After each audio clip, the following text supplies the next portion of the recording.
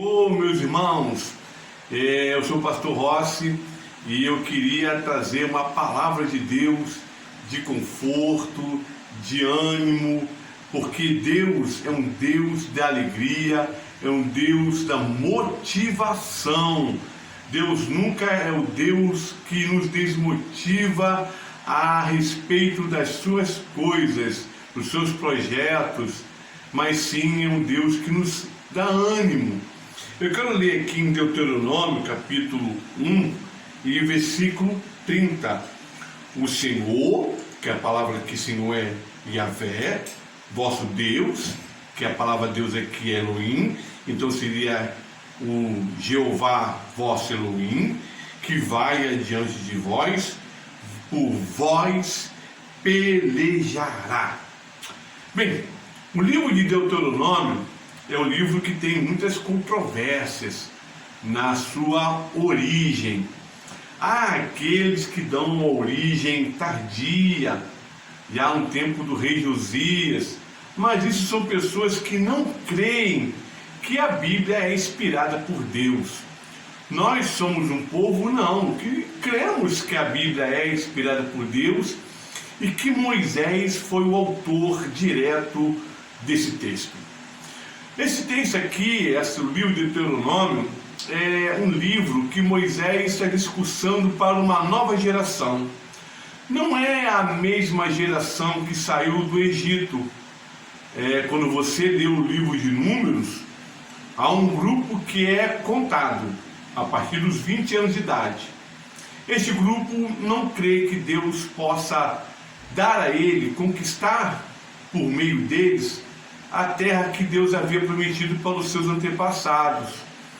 E Deus fala que não iriam entrar na sua descanso, na sua glória, na sua terra. Então toda aquela geração de 20 anos para cima foi morta, caiu toda ela no deserto, porque duvidou de que Deus era poderoso para os levar àquela conquista. Sobraram dois personagens, que é Josué e Caleb, que são muito pregados, muito das vezes ensinados na igreja, como exemplo de perseverança, de motivação, e é uma alegria muito grande termos esses homens nas escrituras para nos produzir justamente esse tipo de sentimento. Mas aqui Moisés está escrevendo, e esse livro de Deuteronômio é para essa geração. É um livro escrito para este povo. O que Moisés está fazendo aqui nesse livro é motivá-los, é incentivá-los, é levar eles a não cair e não errar como os pais deles fracassaram. Moisés está preocupado com esses homens para que venham substituir a geração anterior, mas que possa realizar o que o Deus estava com o propósito de fazer, que é a conquista. E aí, então Moisés começa a fazer discursos. O livro de Deuteronômio possui discursos, mensagens de Moisés para esse povo. São homilhas para aquele povo, para motivá-los, incentivá-los, alegrá-los, fazer com que eles possam desejar fazer e realizar essa conquista. E agora, mais um fato que está nesse momento é a substituição. Moisés não vai acompanhá-los. Quem vai acompanhá-los vai ser Josué. Então Moisés tem assim uma grande missão aqui, deixar um legado de motivação, um legado de levar as pessoas, produzir nas pessoas, produzir naquele exército, produzir naqueles jovens o desejo de realizar aquele projeto de Deus. Ali tinha rapazes com 50, 40, 30, e a partir dos 20 aquele exército se formava. E agora esse exército, muitos deles não viram, eles nasceram no deserto, Eles não nasceram escravos, e eles foram um grupo de pessoas que cresceu vendo a majestade de Deus. É um grupo de homens de um exército que acompanhou toda aquele período de caminhada por meio do deserto. E eles viram os seus antepassados morrendo um por um no caminho. Ele viu um por um ficando no deserto, sendo enterrados no deserto. Eles não conseguiram sair do Egito e entrar na terra da promessa. E aqueles rapazes começaram a ver aquilo seguinte: isso não pode acontecer, eu não quero morrer no deserto. Há promessa de Deus e grandeza naquela terra e que nós queremos experimentar. E então Moisés começa a mostrar a eles o que Deus tem feito, motivar eles a acreditar, a confiar, a querer conquistar.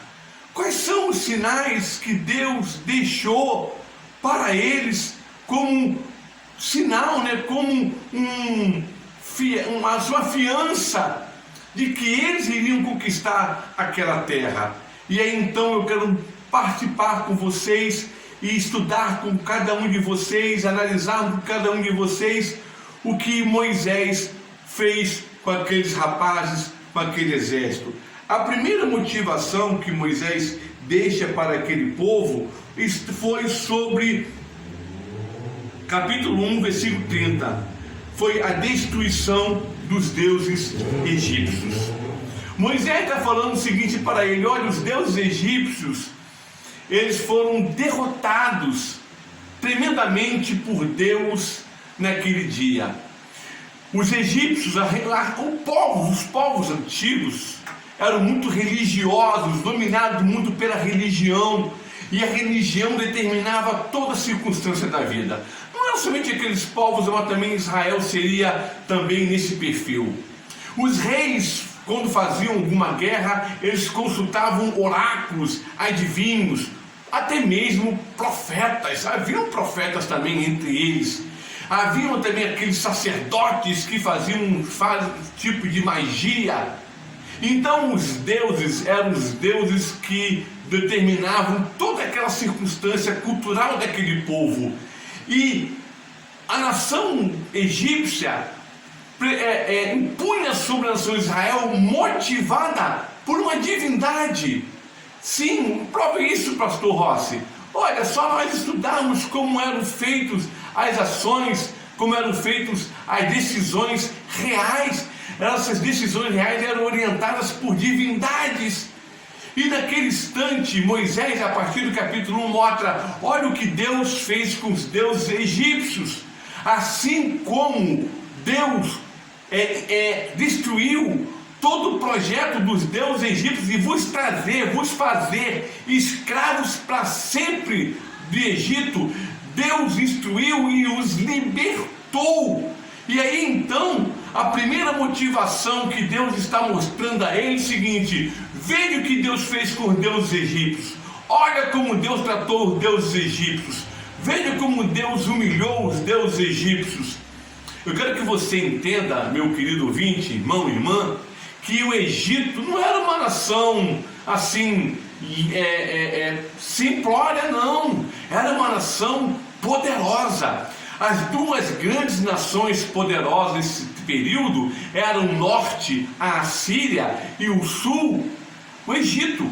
Essas duas nações às vezes caíam em guerra entre si, e o território neutro era a Palestina, para onde Deus estava levando a nação de Israel. Veja você o que Deus estava fazendo com a nação de Israel. Deus estava levando Israel para uma terra de guerra, era uma área de muita luta, em que os egípcios e os assírios se encontravam para tomar conta daquele território, para expandir seu território. E ali Deus está levando aquele povo para aquela região.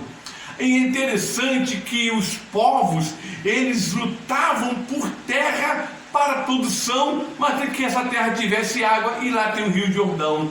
E aí então o Egito estava oprimindo a nação de Israel, mas quando Deus liberta, quando Deus vai através de Moisés e os tira das garras do domínio egípcio, o que Deus está ensinando para ele é o seguinte: eu sou Deus que vos liberta, eu sou Deus que vos tira de todo tipo de opressão.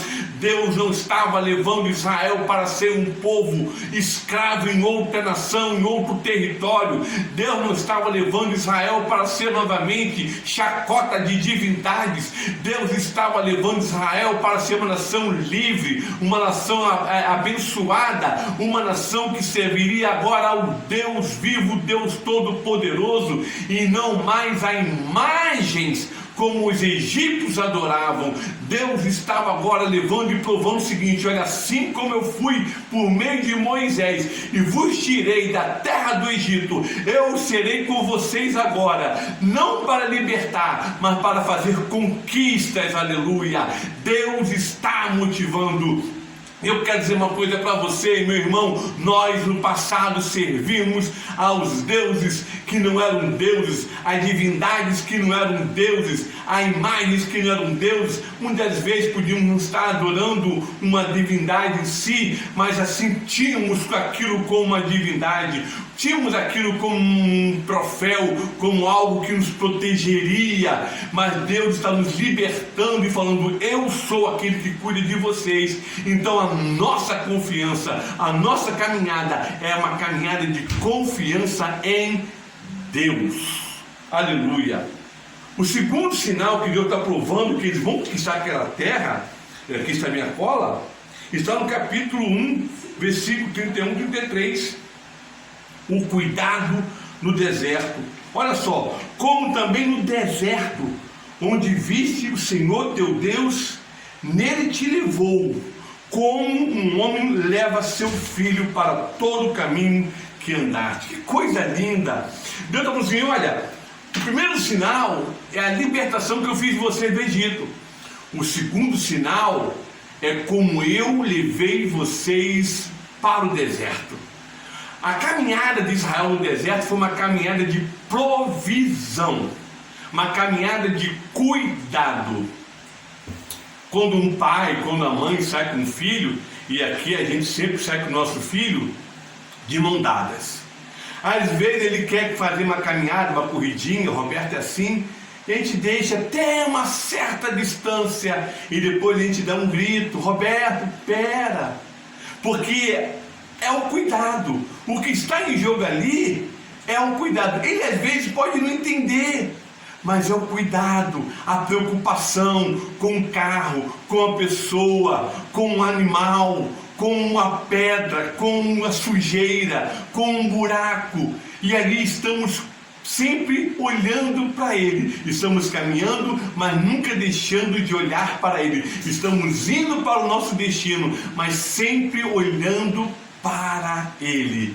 E aí Deus fala: como um homem leva o filho. Ou seja, Deus está dizendo o seguinte: olha, como eu fui cuidadoso, eu não vou deixar vocês agora, eu não vou abandonar vocês. É isso que Deus está falando. Olha, assim como eu estive com vocês durante 40 anos, eu agora vou abandoná-los, justamente agora, quando é um lugar que eu quis chegar, justamente no lugar que eu quis estar com vocês, eu vou abandoná-los de forma alguma. E Deus está dizendo: lembra do cuidado. Deus deu o maná. Quando estavam com fome, Deus mandou água. Quando estavam com sede, Deus mandou água. Quando estavam com fome, mandou maná. Quando estavam sedentos, com alguma dificuldade, com algum problema, Deus mandava providência.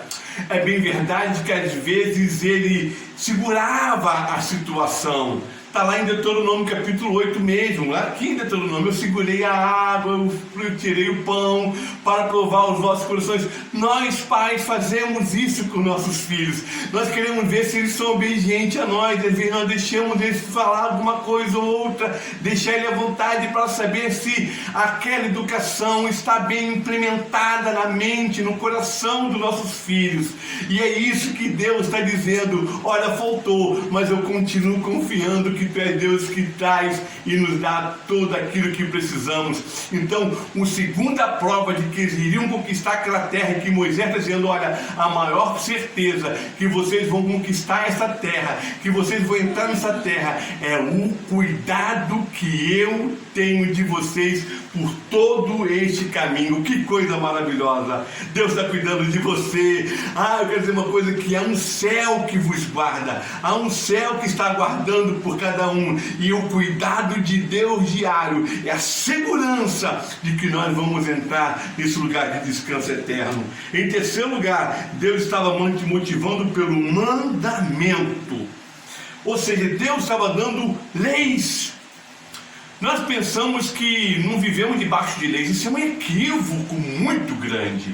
A igreja está debaixo de leis, mandamentos, ordenanças, ordens divinas, regulamentos de Deus, princípios que são morais, de conduta, de comportamento. Deus está nos dando o tempo todo. E Deus está dizendo o seguinte, que os meus mandamentos não é para deixar vocês não conquistarem. Pelo contrário, os mandamentos de Deus são positivos, aleluia. Eles desenvolvem em nós propósitos. Os mandamentos de Deus desenvolvem em nós propósitos.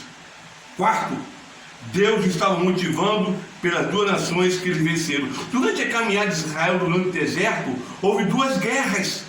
Está contra Moabe e contra alguns reis. E Deus destruiu aqueles reis. Deus venceu aqueles reis. Deus dominou aqueles reis. E Deus falou, assim como vocês derrotaram esses reis, eu, Deus, vou fazer vocês conquistarem aqueles reis também depois do Jordão. E por último, sabe o que Deus faz com Israel?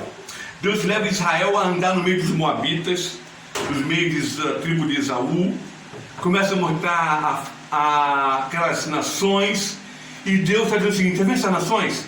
Fui eu que dei, essa terra fui eu que dei, e eles venceram, todos eles venceram gigantes. Deus mostra, venceram gigantes, porque eu dei, porque eu dei, porque fui eu dei. E Deus falando, assim como eu dei esta terra para eles, eu também vos darei essa terra. Mas sabe o que é interessante? Um ponto importante, para aquelas nações, Moabe, Edom, e outras nações, foram os seus deuses que conquistaram para eles. Não foi Deus, mas Deus falou, fui eu que dei, fui eu que dei, fui eu que fiz eles vencerem. E Deus falou, olha só como eles eram gigantes, ele venceu gigantes. Aí Deus fala, se uma nação que não me adora, se uma nação que não me serve, se uma nação que não conhece o meu nome, eu dei aquela boa terra, imagine o povo que me serve, também eu farei o mesmo, louvado seja Deus. E é esta segurança que Deus está nos dando. E eu quero dizer uma coisa para vocês, assim como Israel estava no deserto para a terra da promessa, nós estamos nesse caminho, neste caminhar, nessa caminhada que parece um deserto, mas nós somos o que? Andarilhos, nós somos forasteiros para a terra celestial. Eu quero chegar naquele lugar em que Cristo está preparando para mim mansões celestiais, para me encontrar com Ele e eternamente morar ao seu lado. Há uma terra da promessa também reservada para nós. Há um lugar reservado de Deus para nossas vidas, para a sua vida, e Deus não quer que você caia no meio do deserto. Se anime, meu irmão, se anime, minha irmã, firme no Senhor, porque Deus quer que você chegue no destino final da presença de Deus. Amém. Que Deus vos abençoe abundantemente.